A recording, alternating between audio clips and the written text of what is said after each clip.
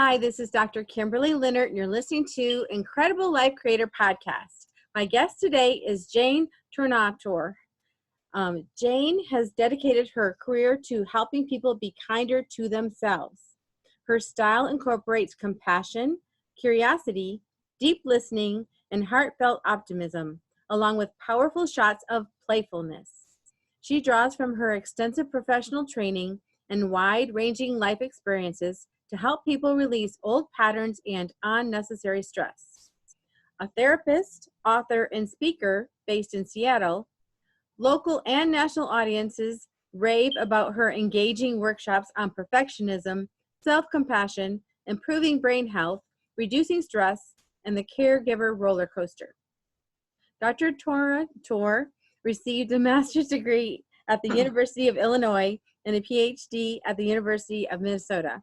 Before going into private practice, she spent 2 decades working in the field of Alzheimer's, including research and working for the Alzheimer's Association. She has authored over 20 articles and just published a book, Everything is Perfect, Just Not Me, a roadmap for self-acceptance. Welcome to the podcast, Jane. Thank you, Kimberly. I'm delighted to be here. Yes, I am excited to have you on, and you have such a vast array of experience. So let's just start by, so people can know you, tell us a little bit about where you grew up, where you came from, how you got to be where you are today. Oh my goodness. Wow. I've never been asked that question before. Isn't that odd?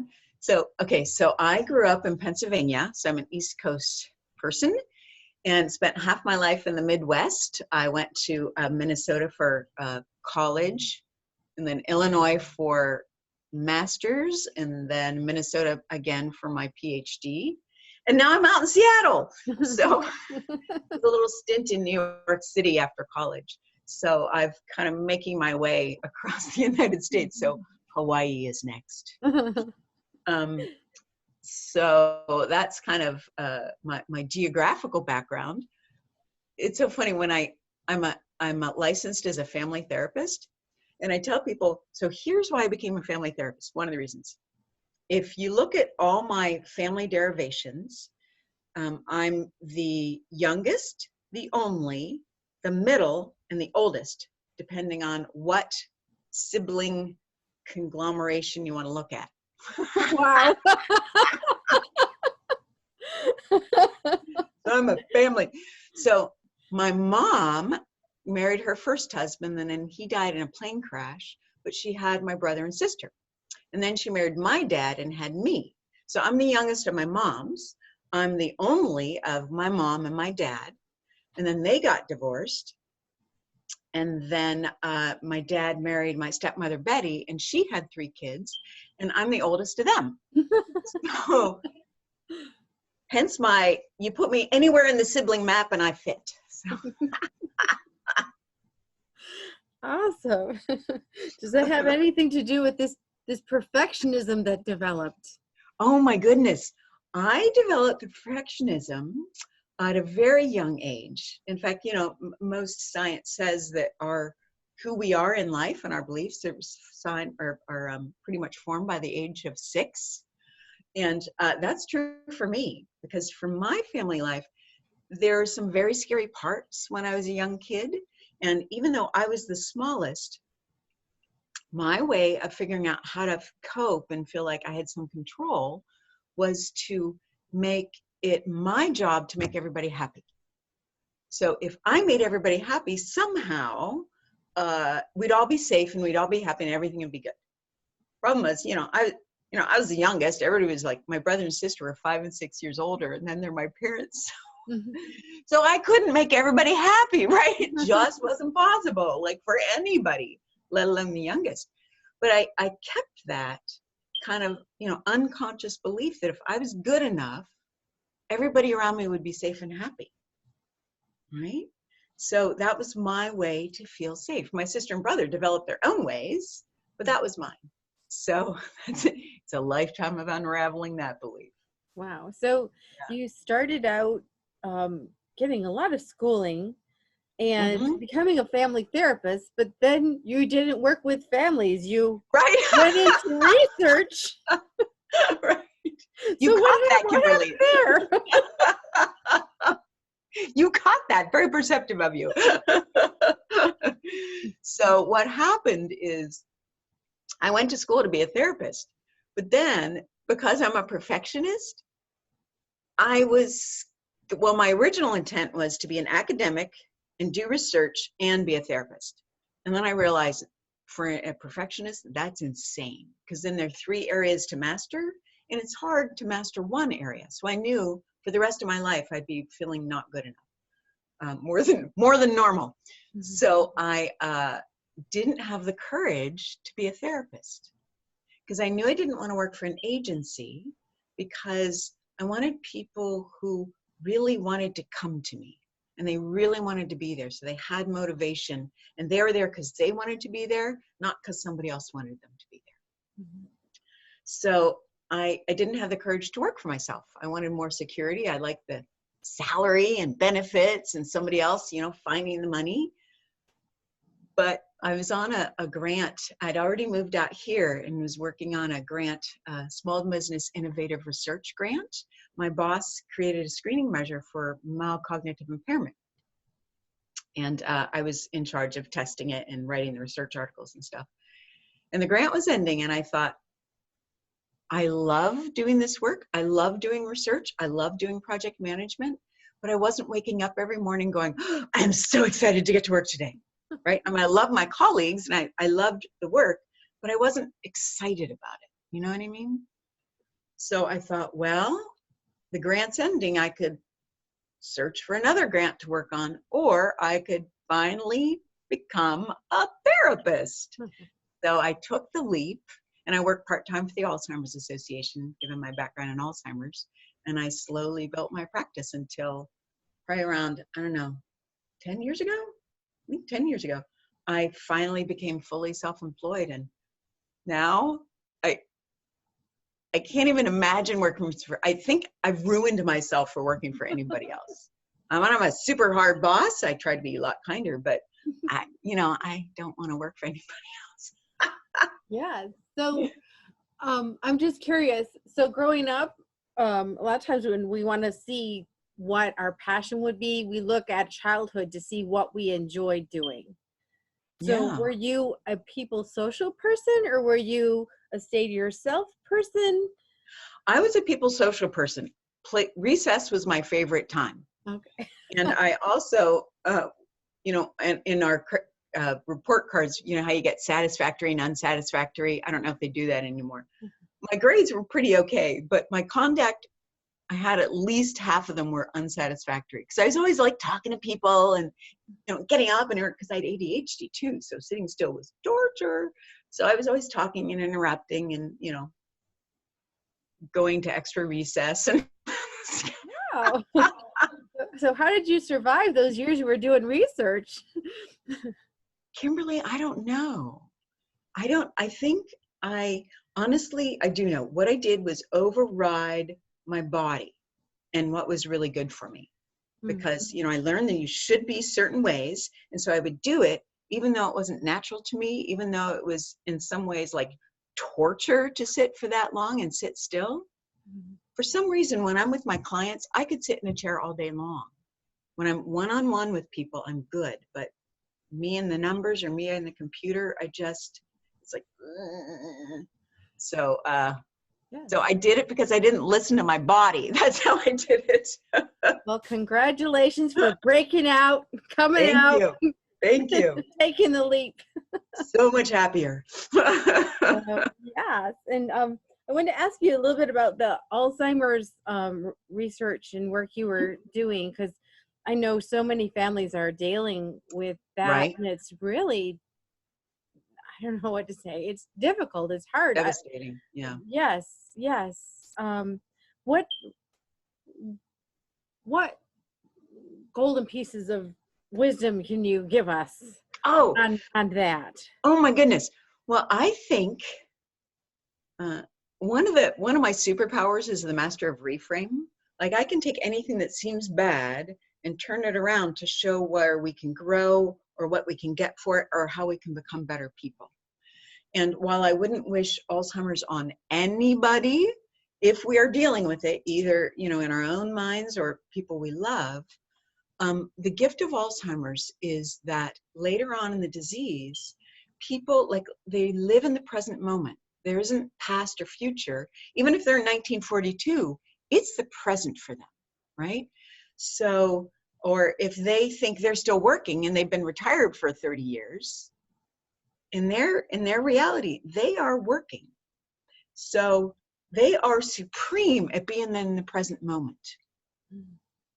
So when we can, the way we can best serve them and bring them the most help and peace, and therefore us too, is to be in that moment with them. Just be wherever they are, be there, and be as present as possible within ourselves so we can relate to them in that moment versus who they were.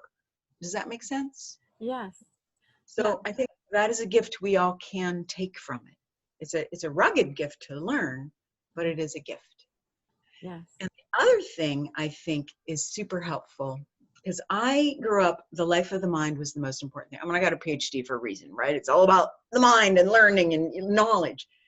And another thing that Alzheimer's has taught me is that even if our mind is going, like, we can't do math anymore, we can't do the jobs we used to do, we can't remember names or how to do stuff, but we're still at essence human beings. You know, we still have our initial and forever humanness with us. And we're not less valuable because we can't perform anymore. We're not less valuable because we forget things. It's like, you know, I tell my clients all the time, you know, you came out of the womb as a baby, right? Nobody looked at you and said, are you going to get a job soon? You better start pulling your weight around here because, you know, you're kind of expensive and a lot of trouble. No, we come out and people love us just because we exist. And I think Alzheimer's also offers that of, we get to love them because they exist as precious human beings. Even though there are frequently a lot of troublesome behaviors and a great deal of grief, they also remind us that we're human beings. We're not, somebody said, you know, we're not human doings, right? So those are two great gifts we can take. I love that. We're human beings, not human doings. Right? Yes. I know. It's a lesson I'm continually learning. So you know a lot about brains and how they work. So why is it sometimes it seems like our brain is like working against us? Right? Well, I blame that on the neocortex, you know, the newest part of our brain. And when it is, the flow state, when you're just there and time is endless, you're just totally lost in what you're doing. When we're not in the flow state, which is most of the time, our neocortex is searching for what's wrong. Like, it's searching for danger, it's searching for things to fix, it's just searching for the trouble out there. Like, always, always, always, it's searching. So, there's some theory that the ego is based in the neocortex. Because, you know, if we listen to our ego, our little mind, it hardly ever says, you are just fabulous as you are. How lucky you are that you are who you're. Like, no, this isn't what our brain says. It's like, you did that wrong, got to do that better, ramp up on that. And honestly, I think we can blame our neocortex on our ancestors back in the savannas. It was the people who worried who survived. You know, the people who were like, did you hear that noise? Do you think it's a tiger? Or it's going to be winter soon. We have to store food and we have to find a place to live. Those are the people that lived. The people are like, oh, we're all good. Don't worry. Let's just lay down this rock in the sun and it'll be fine. You know, they didn't live. They died. So we have the brain structure of the warriors who lived. So that's, I think, our brain is just trying to keep us alive. It doesn't want, or our ego keeps us alive. It doesn't want to make us thrive and be happy. It just wants us to survive. And it does a really good job at that. So is there a way that we could like talk to our brain? Or yes. Our brain up or do something so that we're not dear. always looking for trouble? Right? There are lots of ways to talk to our brain. One of the things I do that I got from a woman named Tara Brach, who's a Buddhist, and she teaches meditation. She's just a lovely, lovely, lovely human being. Teaches a lot of self-compassion. You know, when we hear these negative voices, one, it's super helpful to notice and go, oh, that's as my colleague Chris Allen calls them. Oh, there's my committee again, telling me what I'm doing wrong, telling me how I should get. Oh, hello, committee. So we make it less like I'm a moron versus, oh, part of me thinks I'm a moron because I made a mistake, right? So if we talk to our ego, it's less encompassing. It feels less overwhelming, like all of us versus, oh, a part of me is really mad at me right now. So using a part of me, being aware and using the term a part of me is super helpful. And then Tara Brach, when we're feeling pain of any kind, she puts her hand on her heart and goes, oh, I'm suffering. Or, oh, I'm feeling pain. And I don't know, for some reason, I don't know if you notice this, but when I put my hand on my heart, I immediately feel more compassion. I immediately have more availability for kindness. Mm-hmm. So those are two simple tricks for helping us take our ego less seriously. Yeah. As somebody said, somebody super wise said, the ego is a wonderful servant, but a horrible master. And we've made it our master. Yeah, and as you were putting your hand on your heart and saying, oh, I'm suffering, I was thinking that every human, animal, living thing wants acknowledgement. So yes, you don't have to go into how horrible it is, but just acknowledging the feeling and being noticed and getting the attention, you know, attention is currency. Yep, it is. Yeah, you're absolutely right. Yeah, it helps you feel better. Like, oh, okay, somebody noticed. Like, right. It's super important to notice, right? Even if I just acknowledge myself. Exactly. And that's, you know, we're all searching for, including me, external validation. Do you love me? Do you love me? Do you like me? And the most important one is us. And we forget that. I do. And so when I find myself searching outside, I'm like, oh, Jane, you're not giving it to yourself. Of course you're thinking they don't love you enough or like you enough or call you enough or, you know, whatever I'm saying. It's like, oh, because I'm missing it from me. Yeah, so important. Yeah, it is. So there are some words in our vocabulary that really cause us some stress. And, you know, if we just wouldn't say those words, we might feel better. Yes. Tell us about those words. Oh, if I were queen of the world, actually, I think if I ever die and have a gravestone, I will want on it, she banned these words. Really, one of my, like anybody who I can get to listen to me, I will tell this, this tool. If I were queen of the world, I would ban the word should, must, have to, need, and for Midwesterners, because I spent half my life there, gotta, right? So let's, you want to do an experiment with me? Yes. Okay, so there's probably something you need or should to do, right? Okay, so is it something you would be willing to share on the podcast? Yes, my shower needed some scrubbing, and so I put the cleaner up there this morning so it can all soak in, and I'm thinking tonight when everything's done, I get to go scrub. I should go scrub right? my shower. Right? Okay, so great. So say, I should scrub my shower. I should scrub my shower. Close your eyes. And then what do you feel in your body? I don't like it. Right. And where do you feel that in your body? I feel it in my heart. In your heart. And what's your heart feel like? My heart is feeling like it's tight. Right? Nice. Okay, now say, it'd be a good idea to scrub my shower. It'd be a good idea to scrub my shower. And what do you feel in your body? Feels totally different. Right? So what are you feeling now? It just feels open. Right? Isn't that amazing? You're basically saying the same thing, right? I mean, you want to get the shower scrubbed. I mean, that's you're going to do it, right? But when we use words like should, must, have to, need, and gotta, we're basically giving ourselves no choice. Like you have to. If you don't, something bad is going to happen. That's how our brain works. And we all become like two. It's like, I don't want it. So we automatically resist what we're actually wanting to do, right? So when we use words like, it's a good idea, it'd be helpful, I think you said, I get to, an option is, we're saying the same thing, but we aren't automatically getting defensive because we're giving ourselves a choice. It's a good thing to do, but we're not saying you have to.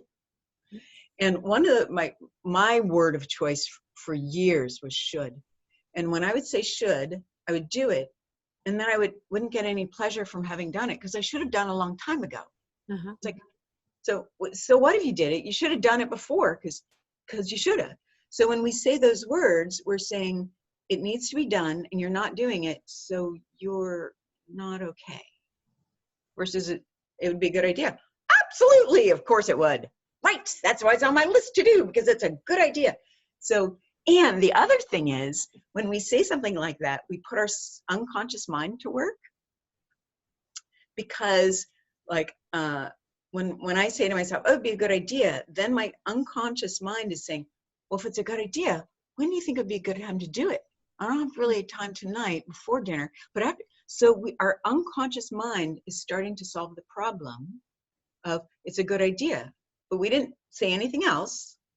So unconsciously, our little brain's working its way through to get the task done. Yes, and it's open and joyful, because I'm thinking, when I say I should do this, I'm beating myself up and guilting myself into doing what I'm supposed to. Right. But when I say I get to, that's like an opportunity. It is. Now I'm going to add one more thing to that. So two other options are I want to or I'd like to. Use those only if you really mean it. So what's something that you don't really like to do, but it's important to do, like taxes or something? Oh, not that one. Taxes? Right. Okay. So say, I want to do my taxes. I want to do my taxes. Close your eyes. And what do you feel? It doesn't feel as bad. And what does it feel like? It just feels neutral, actually. Okay, great. Now say, it's a good idea to do my taxes. It's a good idea to do my taxes. And what do you notice? Oh, then I notice a difference between that and the first one now. Right? And what do you notice now? Again, more open and free and like, oh, that would be a good idea. Exactly. Your response wasn't as dramatic, but many people, when they say, I want to do something, when they don't, their body's like, you are lying. So we produce stress in ourselves. Oh yeah, I was definitely lying. Right? It's like, no, you don't want to do taxes. You're doing them simply because it's a good idea and you don't want the consequences of not doing them, right? So it's only I want to or I'd like to if it's really like, I want this. And then it's super powerful. Then I want is so much more powerful than I need when it's like, I want this. Then our whole body goes, yes. Right? Yeah, sounds awesome. So sometimes there's situations where things are going to happen and we can't control them. Mm-hmm. Like I had something that, stimulated me this morning that I'm like, I didn't like something I saw when I went downstairs, and there's this reaction. Right. In life that you just, of course, I did replace it with how I wanted to feel, but awesome. But the first moment, that's not how I wanted to feel. Right. So there's things in life that we just can't control. How do we deal with that? Well, I have a model that I got. It was originally in Stephen Covey's 7 Habits for Highly Effective People. And I modified it because the wording was awkward for my clients. Stephen Covey's original model is 2 circles. And on the inside circle he called it the circle of influence. And on the outside circle was the circle of control. The inside circle is those things in life is the things in life that we actually can control, which, as you did this morning, you controlled how you thought about it, right? So we can control our behaviors or our thoughts. That's pretty much it. That's the only thing we have definite control over. So when you saw that thing, you're like, oh, react. But wait, I can choose how I respond to this. So you shifted how you thought about your attitude. Outside the circle is everything other than our thoughts and behaviors, right? It's the weather, it's the politics, it's the traffic, it's stuff in our home that isn't as we want it to be. It's everything else. It's how people treat us.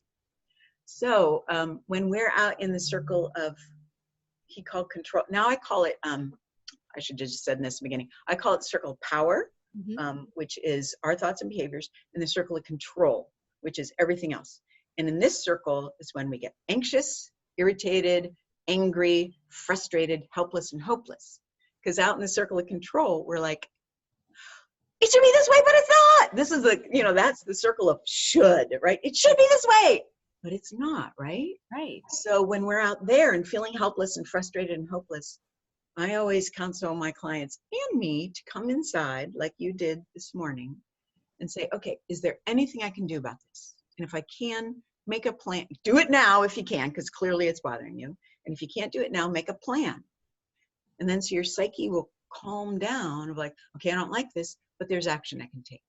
And then if we take action and it's not the world or everybody else is not responding as we want to, then we come back to, okay, so I'm clearly not at peace with this. I'm suffering. How do I want to perceive this? How do I want my attitude to be about it? Awesome. Yeah, it's super helpful for figuring out what's important to worry about and what's more helpful to let go. Mm-hmm. Yeah. But so many people talk about, you know, gratitude. Well, if you're just grateful, you're going to always be happy. And I'm like, sometimes I can go down that list and I'm still mad. Right? I'm really trying to get into that grateful feeling, but some days you wake up and you just don't feel good. You know? Right? So It's true. any tips on changing, you know, using gratefulness? Because I know it's important. I know most of the time when I do use, you know, my gratefulness, I do feel better, but there's sometimes it's just difficult. It's just not there. Yeah, you're absolutely right. And there's sometimes, I mean, I've got a tool that works really well for me, but before I say that, I think one of the things is the compassion for sometimes we just can't. You know, I've got a gazillion tools and I will go through them on some days and go, I'm just not going to budge today. For whatever reason, my brain is stuck in this mood. And so then I have some compassion. I go basically like, oh, I'm suffering. And then when I have that self-compassion, it eases just automatically without me wanting to have it ease. So, you know, I just want to say for those of us who have these tools and sometimes they don't work, sometimes it's just like, that's where we are. And the less we react to it, the faster it'll pass. But that said, my favorite tool for gratitude, I developed because as we were talking before the show started, I, as a perfectionist, I would judge my list. I would create this list each day and morning and night, and I would make the list and I'd be like, well, I've used that 3 times this week, or can't you come with something important or new or anything? So what I decided to do is feel gratitude for something that always brings up gratitude and then feel it in my body. And for me, it's like my heart starts glowing when I feel gratitude. So I just feel the gratitude and literally physically feel it. And then after a while, I had so many neural pathways develop from my daily practice of gratitude that, well, actually first about 2 weeks after I started it years ago, I was anxious. Well, first of all, I started noticing gratitude would come spontaneously, whether I was thinking about it or not. I'd be like going through my day and all of a sudden I'd start feeling gratitude. Mm-hmm. So that told me, wow, this is really working. It's really myelinating the neural pathways because it's coming unbidden. And then one day after it was really solid, I was super anxious. It was one of those days where nothing was working. I thought, I wonder if I can feel gratitude when I'm anxious. Mm-hmm. And so I stopped in my hallway and I was still feeling anxious, but I was like, can I feel gratitude? And I could. So I still was anxious, but the anxiety didn't feel as overwhelming because I was also feeling gratitude. So it made the anxiety feel less like it was in control of me because I could consciously create this felt sense, this feeling of gratitude. So the anxiety was just happening. It's just like it was on a roll. But I could also feel grateful, even as I was feeling anxious. So I really like the feeling. And the important thing to know about any rewiring of our brain is at night is the most important time if you want a new way of thinking or feeling, because our brain that night is sifting all the memories and putting them in the little file cabinets where they belong. So if your little neurons are firing gratitude, your memories will have gratitude more likely stored as part of them than if you didn't go to bed feeling gratitude. Exactly. So when you have your memories, you're going to remember them with gratitude. Yes. Isn't that awesome? Yeah, that is really, really, really awesome. Yeah. And, yeah. And I was thinking, before we came on the podcast, I know when I have a hard time getting into a feeling or just I want to get in a certain state and I'm having trouble. Mm-hmm. And before we started, we cleared your room because you had your mini tramp and your Right. and My your hula hoop. and I said, "Oh, I have a mini tramp and hula hoop in my room too." And that's one of the times when I use the trampoline is if I was in a state that I didn't like to be in, I'd put on music and jump on the trampoline. Right. I mean, is there other ways that we can actually help ourselves shift into different states when we're just not where we want to be? Yeah, I think you're right that movement is probably, besides the feeling gratitude or remembering the things in your life that are good and that you do love and that, I think movement is a very, very powerful way, as you already said, to shift our brain. And one of the things we talked before earlier, I do ecstatic dance, and I love it because I think it helped shift how I think about things. Because when I would dance, I had my moves. I went to college in the 80s, so I had my, the new wave dance thing. I had that very, everybody did the same dance, right? Mm-hmm. But pretty much repetitive movements. Yeah. And what I've noticed is that when we move, like when I dance, I will move my body all sorts of different ways. When we move our body differently, I think we enable our brain to move, to respond differently. So when I dance, I try to move my body in very different ways, very new ways. And I think it made my thinking less rigid. Mm-hmm. So bouncing up and down is awesome. It's just a way to, shake it out. And I don't know, somehow things feel less important when I can bounce up and down. I don't know. Yes, that's true. Mm-hmm. Or going out in nature. Oh my goodness, when you see a tree or the ocean, I'm lucky to live near the ocean. And so when I go to the ocean, I look at the water and go, my human problems are pretty small compared to the vastness out there. Mm-hmm. And I remember one time I was going through a really hard time and I was lucky enough to walk through some old growth forest. And there were these trees that are hundreds of years old. And I just literally looked up at them and went, wow, I'm nothing. Mm-hmm. In a good way. Like they've seen a gazillion things and I've got this little blip of a human life.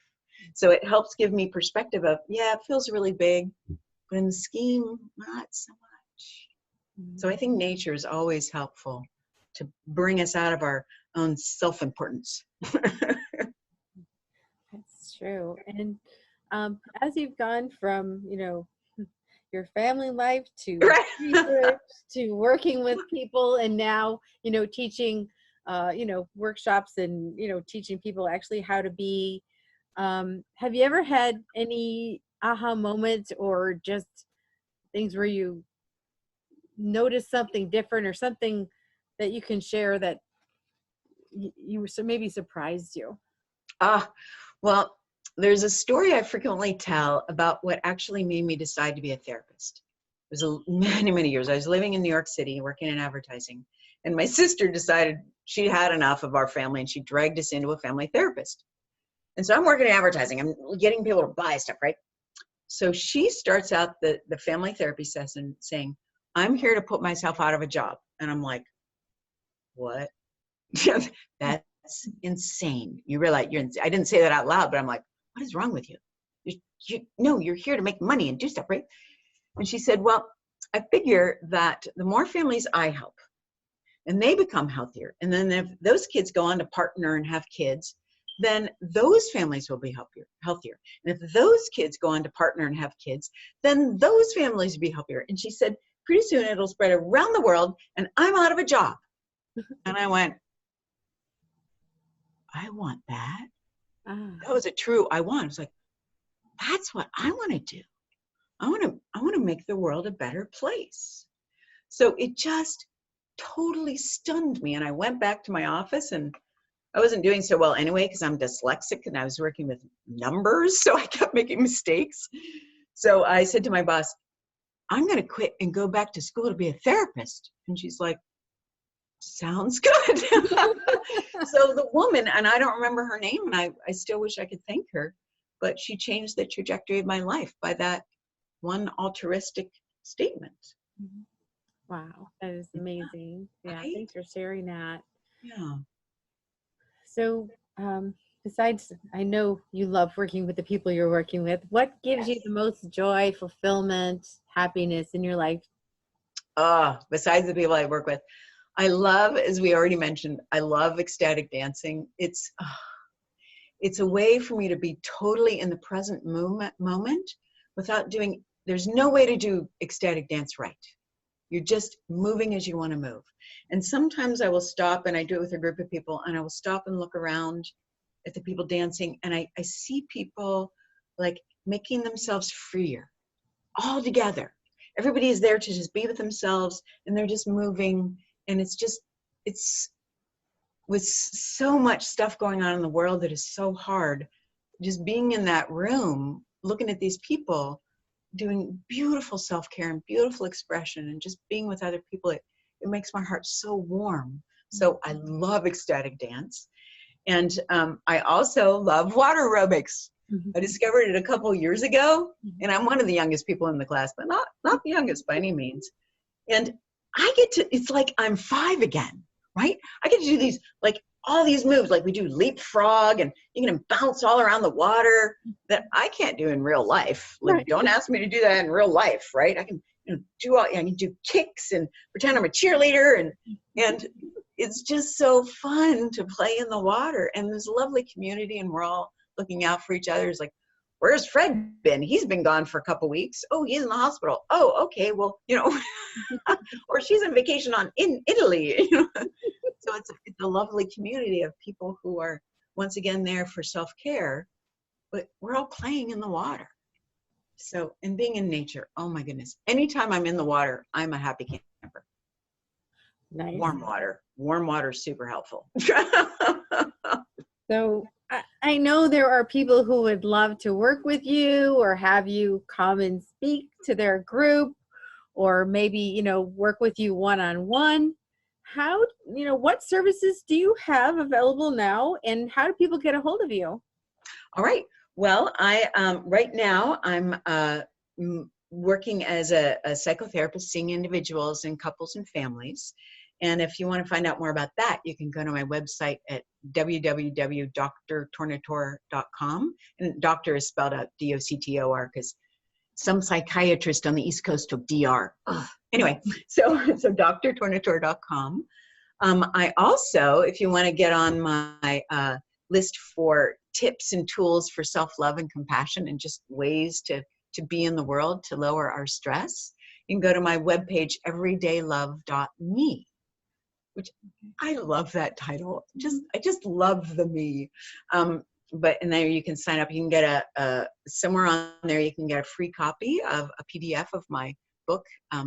Everything is Perfect, Just Not Me, which I love. It's a short little, less than 50 pages, because I found out 90% of people don't finish a book over 100 pages. Like 90%. And I know I've got a stack of partially finished books. Yes, I understand. Sometimes I'm reading 5 at a time. I have this Right? one and then I get bored with it, so I go to this one. Yeah, Yep. makes sense. Yep. So 50 pages Absolutely. is perfect. I mean, you could almost do that over lunch depending on how fast you read. Yeah, absolutely. Yeah. Yeah. So, and people who read it go, "Oh, I totally hear your voice in my head." So Mhm. Oh, I nice. love my book. Yeah. And there's also Facebook Everyday Love.